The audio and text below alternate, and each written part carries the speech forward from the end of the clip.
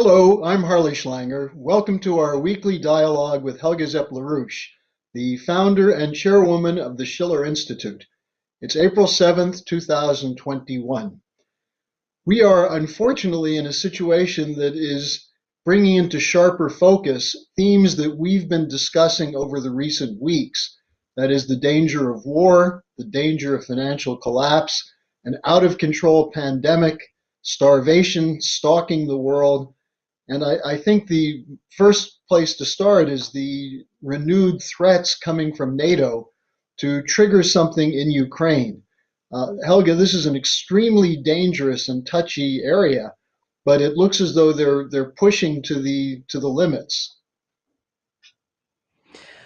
Yeah, I think that the combination of the different crises you just mentioned, have to be really seen as one totality, because I think the war danger comes from the fact that the danger of a financial collapse is clearly on the horizon, and the pandemic is out of control. And, you know, you have the rise of China and the quite different system which is emerging. So I think that the effort to somehow escalate the campaign of containment against Russia and China, go for regime change, has to be seen in this context. Now, I think the war danger is quite amazing, and we have seen in the recent period, the many military maneuvers in the Eastern European countries, the former republics of the Soviet Union. And now the recent developments is a clear heating up of the situation in Ukraine, where the there are scheduled for this year several large maneuvers in Ukraine with different NATO members.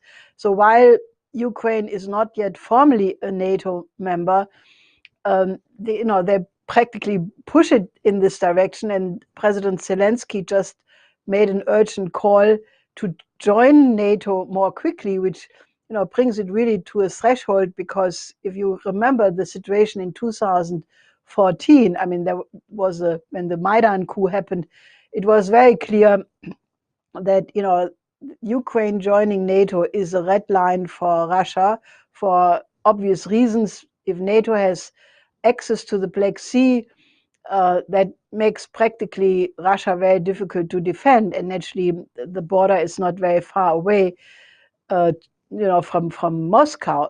So I think they're really pushing it. There has not been yet, at least as of a couple of hours before, not a formal response yet from the State Department to this call by Zelensky.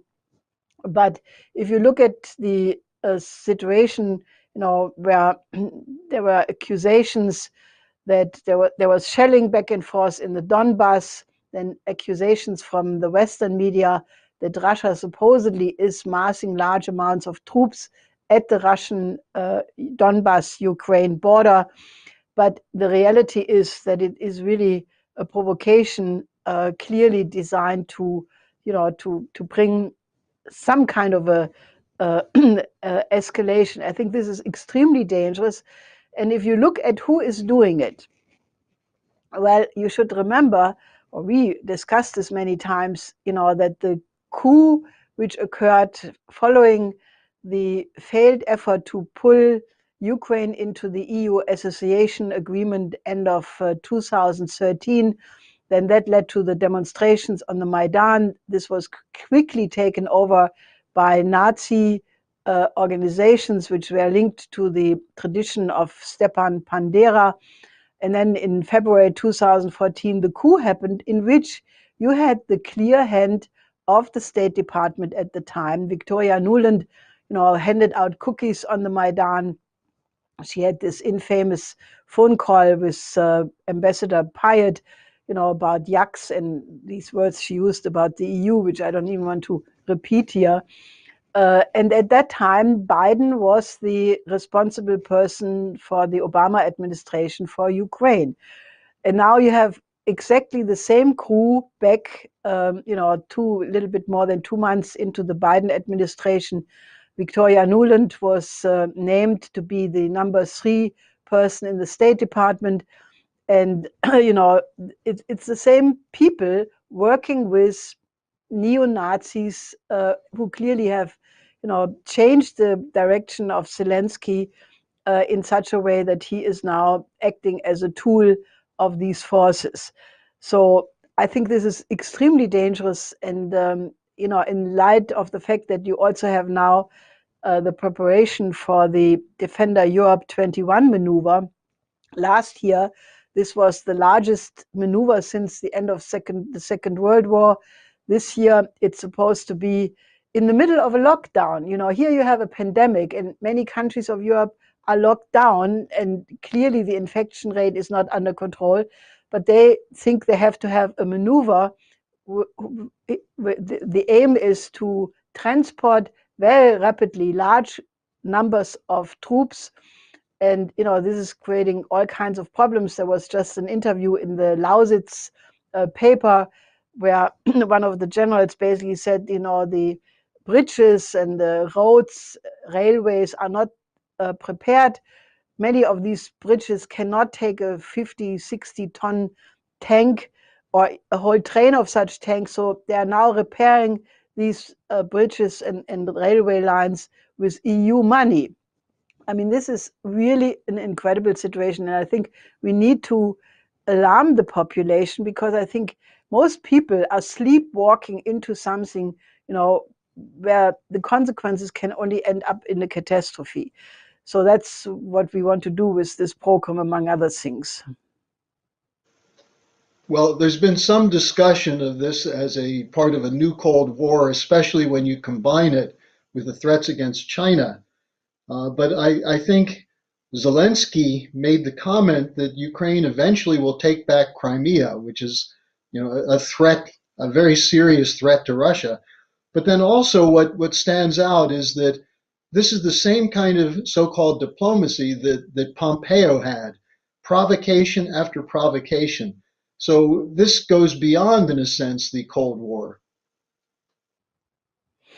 Yes, I think it is clearly, I mean, you have to see the whole thing as a package. As you say, it's linked to the absolutely insane escalation against China on the Xinjiang question, where one lie is being spread after the other about the so-called, genocide against the Uyghurs, while all the people who ever went to Xinjiang, diplomats, even 2 members of the Schiller Institute went there in the recent years, they all report quite the opposite, that the situation in Xinjiang is actually one, which has really transformed a very poor area of China into a prosperous area. And then you have all the escalations around Taiwan. I mean, they're playing with fire. They are trying to go for regime change against Putin. This is what the Navalny affair is all about. And they are trying to go for regime change against Xi Jinping. Remember the so-called longer telegram paper in the Atlantic Council, which openly says that they want to cause opposition from within the Communist Party in China to topple Xi Jinping and then bring in a leadership which would agree to the unipolar world of based on rules, which they want to reestablish, or think they have to defend. Now, this is the stuff of world wars, and I can only say, there is no awareness in the population about it, except very few people, and that has to change. Well, and just 2 other aspects of this. One is the Russian ambassador to the United States, Antonov, was called back to Moscow, and it's now said that he's not about to return at any time soon. And then also, what do you think of this crazy decision where the State Department says they're now thinking of withdrawing the United States from the Winter Olympics in China in 2022? Yeah, this is really the the most insane thing. The Olympic Games, are the one place where you leave politics outside. You have a forum where all countries bring their best sports people to, join in competitions. And to take even that away is just, just one more sign of bullying and trying, they're trying to convince now the allies and partners of the United States to go along with that. And I can only hope that the Europeans have, at least in this point, some backbone in not agreeing to that. Now, as we look at this whole picture, the other thing that's very striking is what's happening with the pandemic, that people who are wishing it away, the hope for the vaccine, which still continues to be a problem in getting it out, we're not even beginning to see this fade away, are we? No, there is a new article in the British Lancet. This is a quite respected medical journal, and they have a really alarmed article where they say that it's not just the vaccines. The vaccines is a problem, as we can see. It takes Germany forever until they get their vaccination program really going. But the danger is that new variants are developing. These variants and strains are much more aggressive. They transmit much more quickly, and we are in a race against time. And it comes back to what the Schiller Institute said from the very beginning, that there is no one safe if not everybody is safe. And that emphatically refers to the situation in the developing countries. Many of them, The Economist had the nerve to publish an article where they said that some of the developing countries will only get vaccines by 2023. Now, if that would be the reality, you can be sure that you will have a complete catastrophe, because as this Lancet article, and that's not the only place, but I'm just mentioning it because it's a very respected medical journal, that the danger is that if you have countries which are not really vaccinating very rapidly their population, new strains develop, and these new strains at some point could make all the previous vaccines ineffective. So you would end up, naturally, you have the new method of the RNA approach. So there is a way of creating within 6 weeks new vaccines, but you would end up practically with new pandemics all over the from the very beginning, and it can only lead with you. If you look at the effect this already has on the economy in many countries, we are looking at a complete, utter catastrophe, because we are sitting also on the top of a virtual, a collapse of the financial system. So it comes back to the question, and I see no willingness of the establishment of the Western countries to change their attitude. It comes back to the question that we need a paradigm shift where we correct those neoliberal policies which have created the condition for the pandemic to arise, and other pandemics in the past and in the future to even take ground, which means we have to have a modern health system in every single country. It's not just enough to distribute vaccines. That is necessary now. But what I mean by modern health system is you need modern health clinics for, enough for the entire population, which means top-notch educated medical personnel, doctors, nurses. Now, obviously, you can't have modern hospitals if you have no water, no electricity, no infrastructure. So this is why we said practically since the pandemic started, that this must be the beginning of an earnest economic development of every single country on this planet, because this would not be a pandemic if every country would have such a system. This has been absolutely proven by China, who obviously were able to contain the virus very quickly in 2 months, shutting down Wuhan, building up new hospitals in 2 weeks, treating the whole population, isolation, testing, contact tracing. and they could get it under control. Whenever you have now a new eruption in China somewhere, within days they contain it and they stop it. And that could be done, but you need that kind of an approach. Now, we absolutely insist that unless this is being done, this will continue and could lead to a dark age. Even if you don't have nuclear war, it could really lead to a collapse of civilization like the 14th century. But, in modern times, this would be the equivalent and therefore much worse. So, I think if you agree that, we have to have a change, you should help to support the program of the Schiller Institute. Contact us, become a member. If you listen to this, sign up. You want to get in the email program, you want to be in contact with us, sign up and become a part of this mobilization, because something has to be changed, and it can only be done through a massive mobilization by many people in many countries, because it's very clear, neither in the United States nor in Europe, the political establishment is willing to reflect of why their policies are failing.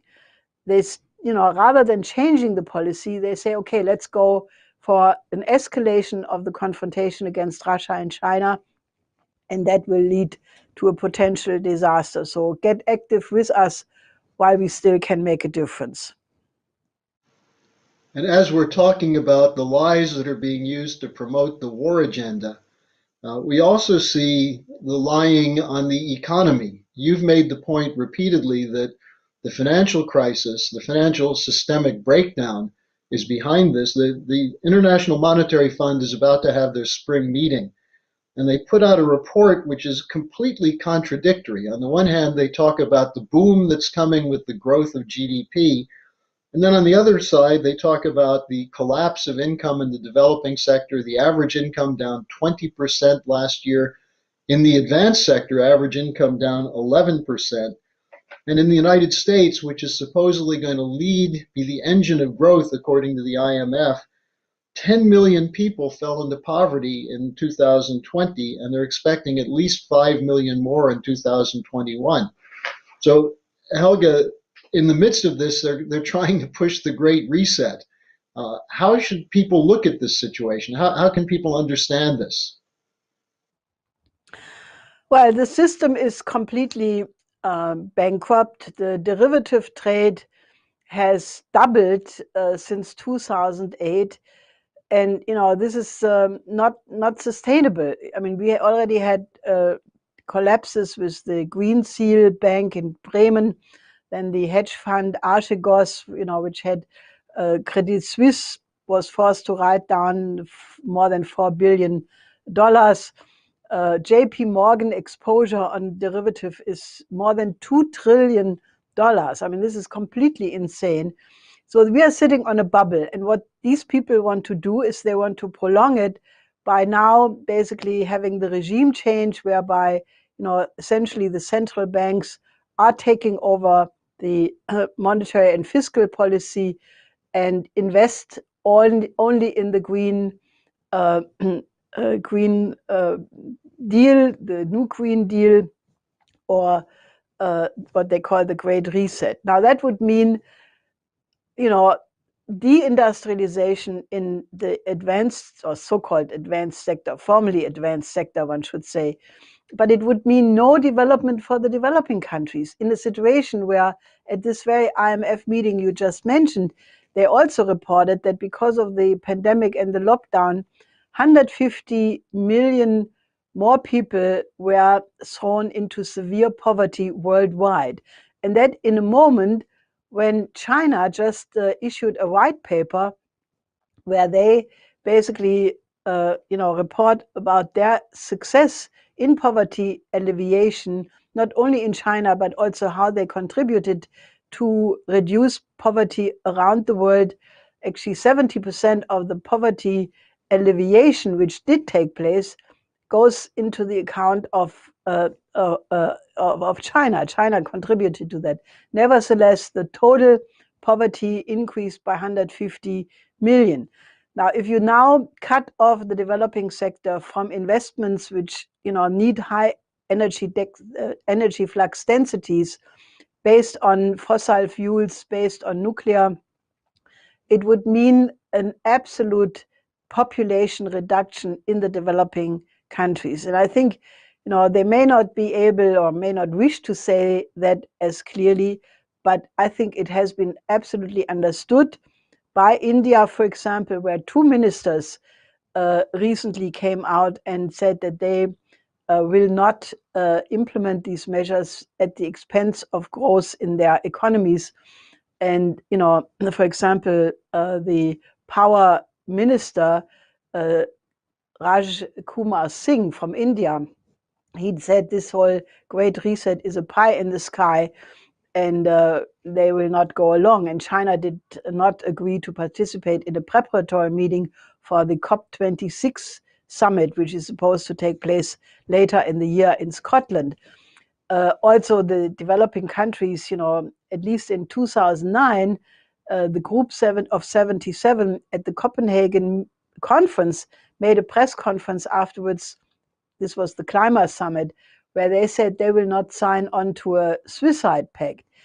So this is, a situation where the battle of the survival really depends if there can be an anti-Malthusian international alliance be formed among all countries who understand that these Malthusian green policies, because that's what it is, are really the effort by the forces of the empire to try to reduce population, keep control, go back to some form of an empire, and that will just not work. You referred to the Energy Minister of India, Singh, with his comments.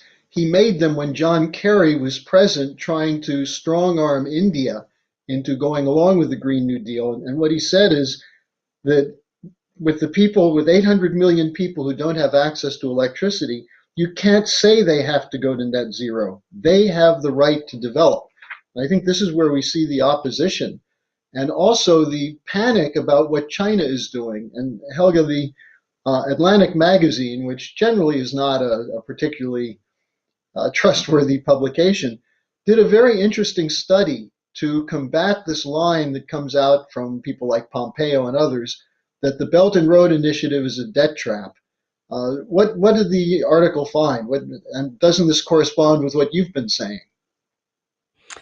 Yes, I mean, the debt trap clearly has been created. I mean, we talked about the debt trap starting in the 70s, that it was the IMF and the World Bank who created, debt traps for developing countries to exactly prevent development.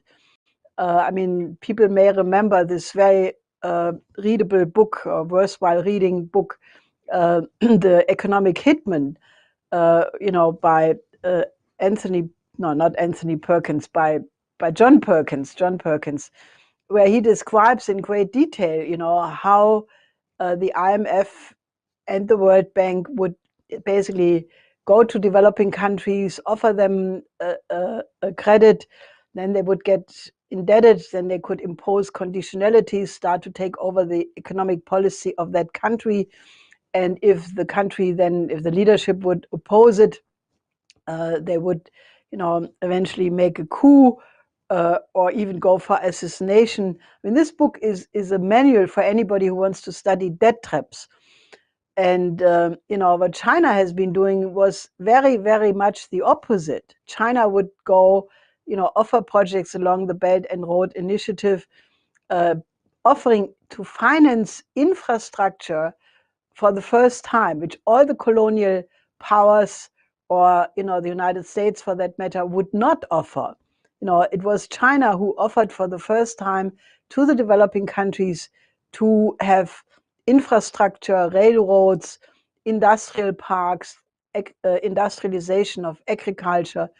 So, all these countries are very happy to cooperate with China because China is not making any conditions. And, it is true that these projects were financed to a very large extent by the Chinese state banks. but without conditionalities, on a basis of a win-win cooperation.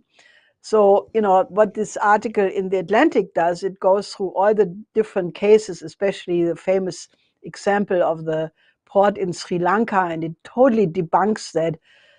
So this is very useful because, I think the existence of lies in the present policies is, I think, unprecedented. I think Mr. Goebbels would probably turn in his grave, and faint if he would see that he has been out-Goebbeled, which was what the British intelligence had announced they would do at the end of the Second World War, that they would out-Goebbels Goebbels. And that's exactly what we see. And just to take this a little further, you and your husband Lyndon always emphasize that how Africa is treated is the moral test of mankind. And what we're seeing is that the Chinese are involved in various programs in Africa, the Russians are involved in some, and yet the overall trajectory is very fragile, with starvation threatening whole nations, the breakdown of economics. Where do things stand at this point on the continent?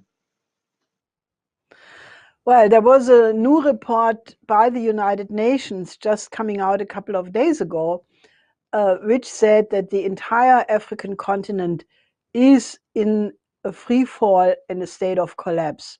And that is not a miracle because, you have the pandemic, you have locust swarms, you have the lockdown, and since there is no infrastructure in many areas, you have dirt roads, you have no way to get even to remote areas. I think, I have said this many times, and I can only say in 1971, when I touched the ground for the first time in Africa, I was absolutely shocked, because it was so clear already to me then, and I was just a young woman, no, had not yet developed my own intellectual, identity like today, or many years following that. I was shocked because I said, can one not just bring technology here and industrialize? It would have been so easy, and it's very clear that this was a conscious decision, that, for example, if you look at the economic development which China did in the last 50 years, I was in China during the Cultural Revolution in 71, and I could travel around for several weeks. And, this country was absolutely poor because of the Cultural Revolution. The political conditions were tumultuous. The population was in total distress. The Red Guards were, painting everything red. Anyway, then I went back in 96. This was 25 years later. And you already had the result of 14 years of Deng Xiaoping's reform and opening up policy. You had the industrial zones in the coastal areas. And then I went back to China, many times after that. And now, you have places in China you would not find anywhere in the West in terms of, being modern, being, like the airport in Beijing, or the fast train systems, which have, I think, 40,000 kilometers fast train system now, going 350 kilometers an hour. These trains are flying through the landscape. The stations are clean. What China has done, you could replicate in every single developing countries. And that's what the Belt and Road Initiative is all about. And that's why 150 countries want to work with China, because they want to overcome poverty, because poverty is a violation of human rights.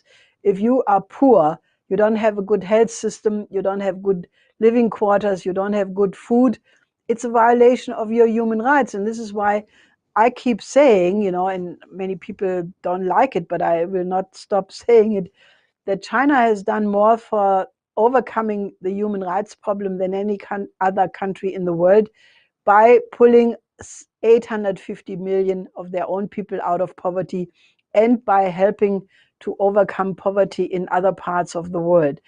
And I think for Africa, if Europe would have any moral fiber left, I know there are good people, and there are even organizations, Doctors Without Borders, Caritas. There are many organizations who are doing something, but this problem is so big.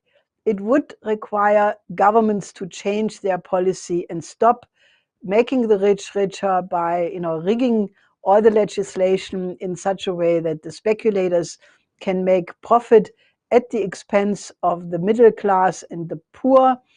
And they would have to change and basically say, we go for an industrialization of the southern hemisphere, because that's the only way how we can eliminate the conditions which make pandemics possible. And it's a moral question. If you have, like Beasley from the World Food Program is saying that there are almost 300 million people in danger of dying this year, I just can't really agree with the fact that there should not be some outcry in the population, because it would be so easy to change this. All you would have to do is to say, we stop these insane EU guidelines for agriculture or the policy of the cartels. We will double the agricultural production. We will produce enough food for not only the present world population, but a growing world population. And we could start to build ports, to build railways, to build cities. It could be done, and it would be the motor for Europe and the United States to pull ourselves out of the present economic crisis on top of it. So that's the kind of change we need, and that's what we keep trying to convince people of to support.